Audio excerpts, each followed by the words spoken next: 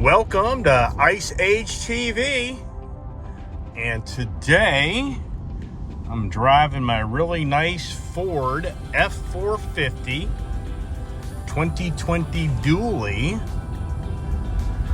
that has incredible value. And for me, being the car enthusiast, truck nut, crazy guy, always buying, trading, selling vehicles, do I let my F-450 go today? Which I tell you what, man, I have been a dually guy my whole life.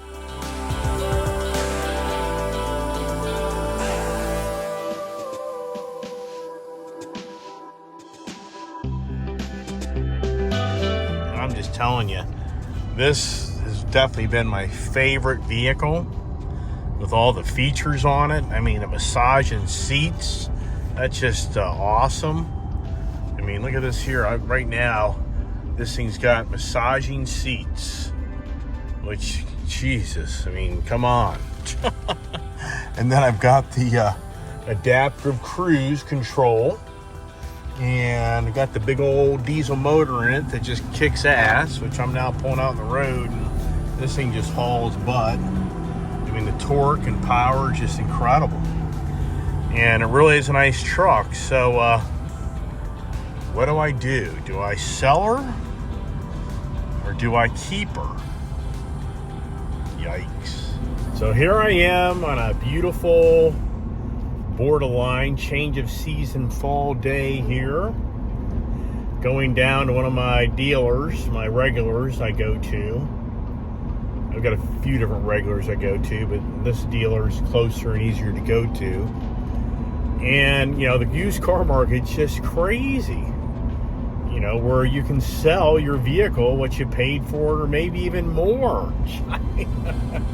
So for me, you know, I'm kind of on the fence. Do I sell my truck? Do I keep my truck? You know, I mean, you know, for me, I've gone through incredible hardships through my life. I mean, you guys all watch the videos with all my toys, and, you know, and life is good. Yeah, well, it hasn't always been great, you know. And I know all of you watching my video, you definitely have similar stories, so it's not like I'm that much different from anybody else, because we all have challenges. But for me, you know, you guys watch my videos with me showing off my different rides and enjoying my vehicles. But at the same time, you don't really see much video of me in tears letting go of vehicles that I have to let go because I can't continue to keep them due to financial circumstances. So yeah, I had a lot of those. I could have made a lot of those videos this past late spring, early summer. But yeah, right. Who wants to watch the negative stuff, and who wants to share all the failures, right? I talk about that in my other videos. You know, who's excited about sharing all their problems about themselves? You know, yeah, well, I guess it could be entertaining to have others, you know, watch your failures. But so now here's the thing. I'm going to run the truck down to my local dealer, and I'm going to put a number on it. You know, if the number's really exciting, you know, do I take it and walk back home or get a ride back home?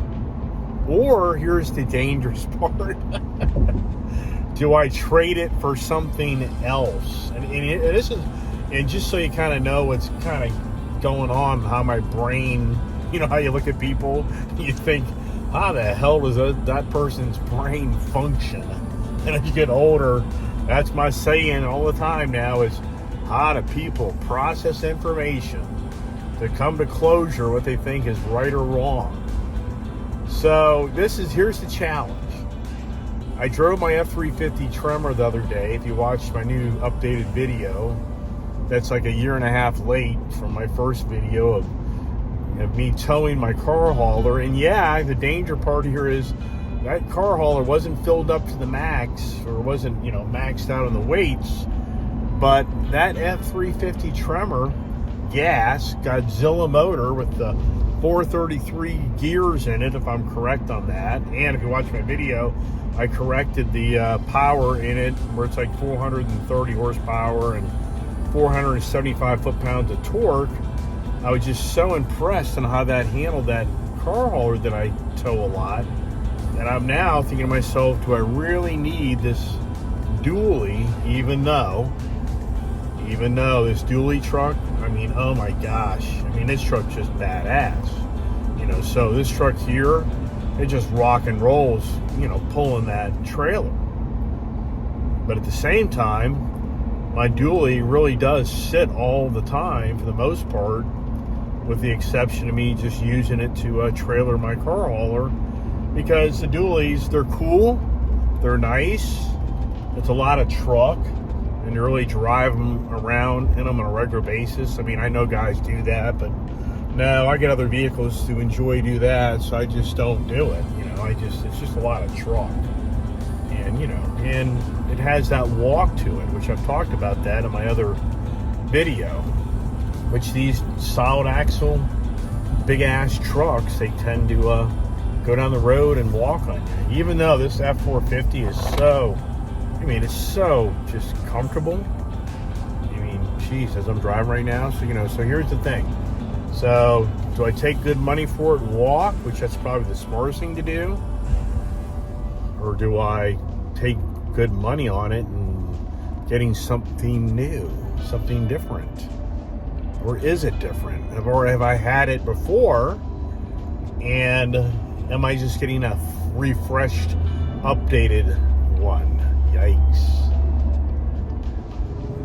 Now, this truck, now you're here right next to me. That ain't my motor. That's a big ass truck. Can you hear that diesel? Jeez. I mean, yeah, can you hear this diesel? No. You know, over the years, they've refined these diesels. And man almighty, I might tell you something. Back in '97, when I had my first Ram or Dodge Ram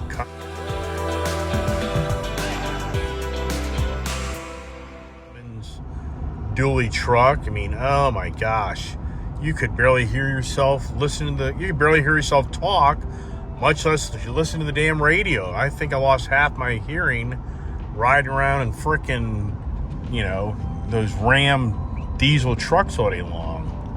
That ain't the case now. Kind of notice. All right, now, if you watch my videos, I did a used car evaluation market video, and I talked about how the used car market prices are crazy, and the used car market prices were predicted to go down this past summer when they peaked out like in June, July. But yet now we're finding out, due to all the shortages of chips and other manufacturing materials, that the used car prices are rock solid and going back up. You know, so that's one thing for me that I'm just kind of considering. And then, you know, here's a conversation that, you know, kind of goes more, you know, it does have an impact on the car market, so it's an economic question. So, you know, how long does this you know, used car market sustain itself on getting great values? And, you know, in all sincereness, I think it's definitely into the first quarter of next year. I think definitely through the end of this fourth quarter. And I think that leading into the first quarter of next year, I think used car prices will stay pretty solid because of the ongoing manufacturing challenges for new cars. But, you know, something that I'm kind of thinking about is, you know, what's the scenario on, you know, the economy? You know, where's the economy going? You know, does this economy continue to sustain itself with, you know, goods and services that are, you know, in inflation? They even claim hyperinflation. You know, the experts are now saying, hey, hyperinflation's here. So, you know, that's something that does concern me, being that I've been down, you know, the road of good fortunes and the road of misfortunes as well. So, you know, so another part of me is kind of like, do I just start kind of parting with a lot of stuff and, you know, free up the debt load? You know, that's kind of one thing that I'm kind of thinking a lot about to be prepared for possible economic change. And, you know, then the other part of me is kind of like, you know, I don't think it'll get radical, but, you know, but who really knows? There's a lot of variables that play into how radical things can get. And, you know, and so do I maybe just part with my truck today on that page? Or do I, you know, maybe just get a different truck, which that's dangerous. Do I get a more usable truck where the dually's a really badass truck, but it's really more caters to the, just, you know, the heavy duty towing, which, you know, do I really need that knowing now that my F-350 Tremor truck gas does a really good job? Decisions. Now, for me, the danger about me, when I get fixated on something, I want something, you know, until I get it, I won't let it go, you know, which that's the danger of me. It's a good thing and a bad thing. When it's business related, then yeah, that's a great thing. When it's buying a vehicle or a motorcycle or a boat, you know, sometimes that's not a great thing. So here's what, you know, you don't know because I don't video every part of my day, but I just actually traded in I shouldn't say traded, I sold outright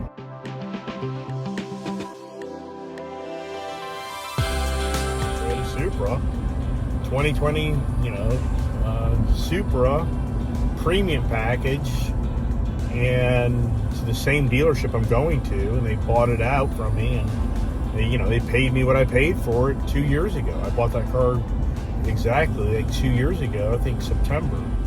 So for this one dealership right now that I'm going to, it's a Ford dealer I deal with all the time here.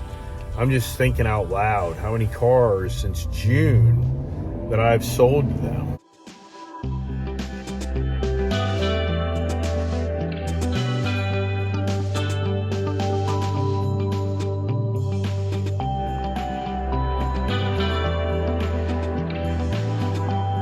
And I'm gonna have to say right now, I sold them my blue Limited Explorer. I sold them my Silver Raptor. I sold them my Honda Civic Type R. I sold them my Dodge Challenger Hellcat Wide Body Red Eye. I sold them now my Toyota Supra. And I traded my orange Mustang in for the GT500. Now that's just off the tip of my tongue. And I bet you there's another car in there that I can't think of, but I would say that's pretty accurate right there. So if I was just selling my Ford F-450 today, I mean, good Lord. I'm sure some people watching my YouTube channel be like, hey man, you're a freaking wholesaler. You ain't no guy that, you know, you're just discreetly buying cars and selling cars. And like I've said before in my videos, yeah, I should be that smart. Why wasn't I that smart that years ago I didn't get myself a wholesaler license and go around me buying up cars at auctions, drive them for a while, and then flip them and sell them? Yeah, that's a pretty damn good idea. Duh. Which I never capitalized on that. So, yeah, so that isn't my story. Even though on some of my forums, some people question that. It's like, you've got your own used car lot somewhere.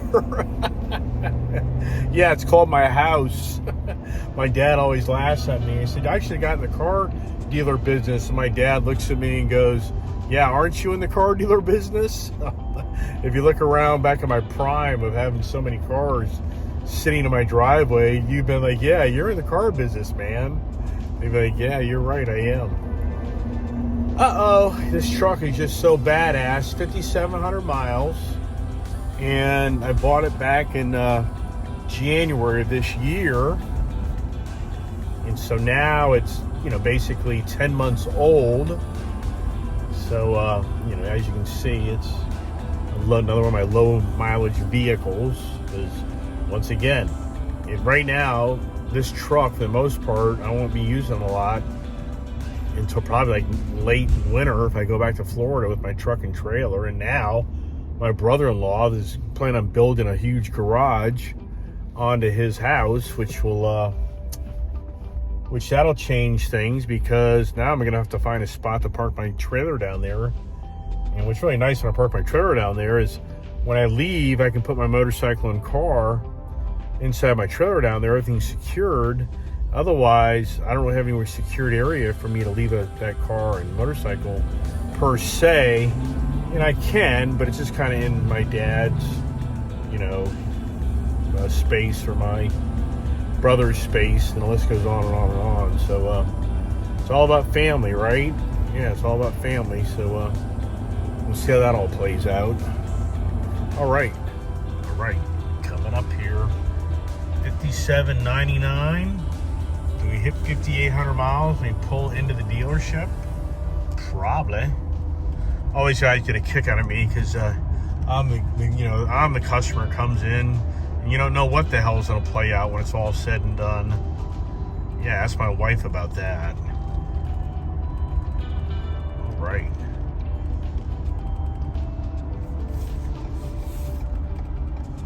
Here we are. Here he is. Yes, here's the danger. There's something over there that I want.